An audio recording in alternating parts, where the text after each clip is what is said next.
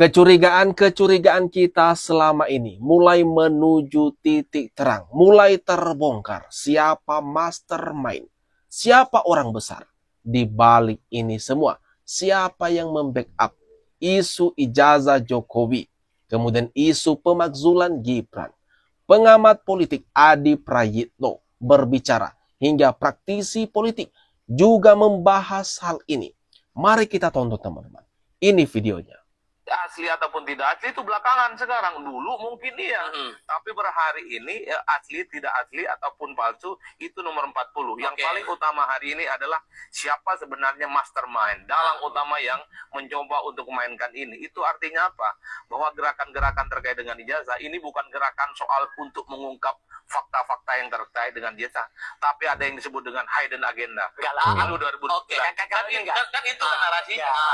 Itu yang saya sebutkan. Ada paradigm shift, ada perubahan paradigma orang bicara hari ini tentang dalang, tentang warna biru, tentang aktor, tentang kepentingan pilpres, sesuatu yang sejak 6 bulan 7 bulan lalu ketika muncul ijazah itu tidak pernah dibicarakan. Jadi seperti halnya yang beberapa waktu yang lalu Pak Jokowi sempat membongkar mengenai hal ini. Dia mengatakan kalau isu ijazah palsu, isu pemakzulan Gibran itu satu paket. Itu adalah agenda mereka. Namun, ada agenda yang lebih besar daripada sekedar dua isu hangat ini. Dan Pak Jokowi mengatakan ada orang besar di balik ini semua. Kemudian Ade Darmawan juga sempat membeberkan kemarin kalau clue-nya adalah baju biru atau partai biru. Ya, saya ada informasi A1, ada yang kasih dia dana. Oke, sudah sendiri artinya kok dia berani gitu, Pak? Ya kan pasti ada yang undang, kan ada yang suruh. Oh, kan ada data. Itu ada yang ya saya ada informasi A1, ada yang kasih dia dana. Siapa sosoknya itu, Pak? Saya nggak tahu siapa. Orang nilainya cukup besar, 16 miliar. Aduh. Artinya semadi dengan resiko yang harus sudah hadapi. Saya nggak tahu. Itu kan hanya namanya informasi yang belum tentu benar atau tidak. Tapi katanya ada sumber dana yang masuk, jumlahnya cukup besar, fantastik, kan gitu kan. Sehingga dia disuruh melakukan manuver-manuver. Wah, kira-kira siapa nih? Siapa orang besar yang memberikan dana? Itu tadi ada 16 miliar rupiah. Wah, kayaknya sempat ada video kemarin juga. Kok nominalnya agak sedikit sama ya, ada kesamaan nominal. Ada kan kalau teman-teman ingat, itu ada pengakuan Egy Sujana. Mengatakan ada sayembara yang dilakukan oleh ketum partai. Dan sayembaranya berhadiah 16 miliar jika bisa membuktikan ijazah Jokowi itu palsu. Wah, ini makin seru. Ada keterkaitannya teman-teman. Apa artinya Politik lah. lawan politik? Ya, loser kan pasti selalu sakit hati kan. Setiap orang lah. Ya one day you jadi loser kan sakit hati. Meskipun saya ini cantik, saya ini seksi, kok saya kalah ya pemilihannya. Sakit hati dong, kan gitu kan. Kan ada yang nggak bisa terima sakit hatinya. Pak, itu 16 miliar memang tujuannya untuk saya nggak tahu. Itu kan saya mendapat informasi demikian. Seorang atau gimana, Pak? Nah, pokoknya menggoyang gitu aja. Pak, ini ada kaitannya, kan sebelumnya sempat ramai nih bahwa ada isu pemakzulan Wapres. Apakah ada kaitan yang mengarah ke situ sehingga menyenggol Pak Jokowi dengan dugaan ijazah palsunya? Atau seperti Karena itu kan satu rentetan, satu kereta. Semua itu kan jadi satu. Pemakzulan pada Wapres semana, revolusi aja kalau berani kan gitu kan. Ngapain repot-repot, ngapain harus teriak-teriak, ngapain harus ngomong sama media. Kalau berani ambil senjata dong, perang, revolusi. Bubarkan negara. Wah. Kan, benar kan? Dugaan yang disampaikan oleh Pak Jokowi beberapa waktu yang lalu. Kalau isu ijazah palsu ini, kemudian isu pemakzulan Gibran memang satu paket. Dilakukan oleh orang besar, orang yang sama. Cuma memang dibagi-bagi siapa yang memainkan perannya. Seperti yang kita tahu, yang menuntut pemakzulan Gibran itu mayoritas adalah oknum purnawirawan TNI seperti Sunarko, Fahrul Razi, dan yang lainnya. Sedangkan yang bermanuver, yang membahas mengenai ijazah Jokowi palsu adalah Roy Suryo, Dr. Tifa, Rismon, dan yang lainnya. Tetapi satu orang besar di belakangnya. Nah, orang di belakang ini sekarang, orang besar ini, siapa sih sebenarnya? Namanya siapa? Saya dipanggil sebagai saksi pertama bagi teman-teman seperjuangan saya, 12 orang terlapor. Yang ingin saya tanyakan, bagaimana bahwa saya langsung dipanggil sebagai saksi, sementara saya tidak pernah diundang sebagai warga negara untuk klarifikasi. Saya dipanggil. Ibu ini teman-teman, salah satu dari 12 orang yang sudah katanya ya, calon tersangka itu ibaratnya. Dan dia protes. Ibu ini protes.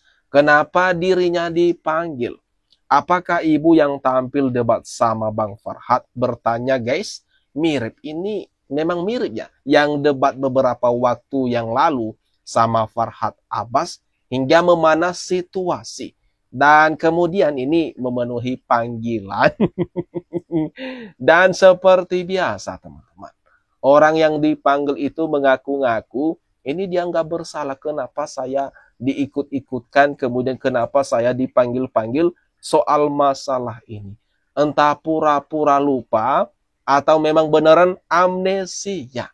Tetapi rekam jejak itu, bukti-bukti video, dan sebagainya itu ada. Nggak mungkin dong pihak kepolisian memanggil ibu ini tanpa alasan.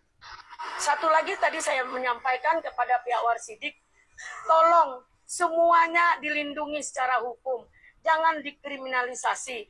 TPUA ini adalah orang yang bersosial menegakkan hukum dengan pro bono, tidak dibayar.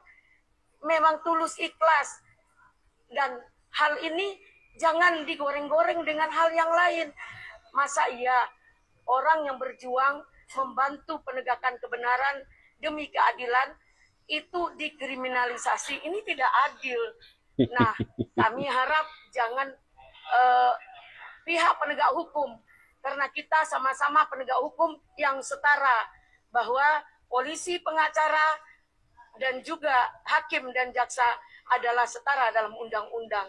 Mohon kepada semua pihak agar tidak mengkriminalisasi orang-orang yang berupaya mencari kebenaran dalam permintaan dari prinsipal, termasuk Pak Muslim Arbi adalah prinsipal, dan kami ini pengacara. Nah, untuk itu sekali lagi kami mengharapkan panggilan kepada semua pihak yang dipanggil atas nama orang-orang. Satu lagi tadi saya... Ini kebiasaan orang-orang ini ya. Rizal Fadila, Roy Suryo, Rismon CS, Dr. Tifa, dan yang lainnya. Ini ada juga Kurnia, Tri Royani, dan kelompoknya di sini. Selalu saja mereka merasa didiskriminalisasi. Padahal tinggal mengikuti proses hukum. Nah, kan selama ini kan mereka ini berkuar-kuar mengenai ijazah Pak Jokowi, mengenai skripsi Pak Jokowi, dan banyak hal lainnya. Ya sudah, sebenarnya sederhana juga. Kalau menggunakan logika mereka, tinggal ngumpulin bukti-bukti tersebut, nyodorin ke pihak penyelidikan atau penyidik atau pihak kepolisian, ya sudah. Biar pihak penyidik atau pihak kepolisian yang menentukan semuanya. Nah, ini enggak. Giliran diminta nanti mana bukti-bukti dari tudingan kalian. Tetapi enggak ada. Cuma bisanya menebarkan narasi, menebarkan ini katanya si A, si B, sumbernya dari bapak si A, si B, dan berikutnya. Artinya cuma omong-omong doang.